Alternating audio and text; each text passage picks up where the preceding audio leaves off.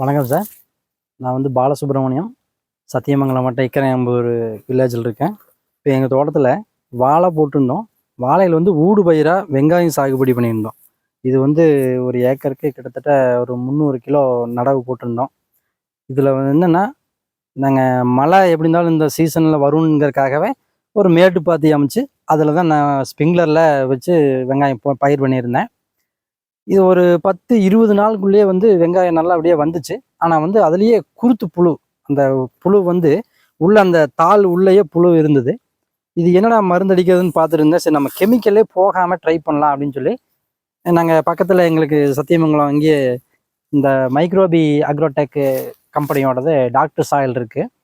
அந்த மருந்தை வாங்கி யூஸ் பண்ணலாம்னு சொல்லி நாங்கள் டாக்டர் சாயில் வாங்கி ஸ்ப்ரே பண்ணோம்.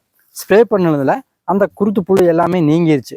அப்புறம் ஒரு 10-15 நாள் பின்னாடி நுனிக்கருகள் வந்துச்சு. அதாவது வெங்காயத்தில் எப்பவுமே நீங்கள் இப்போ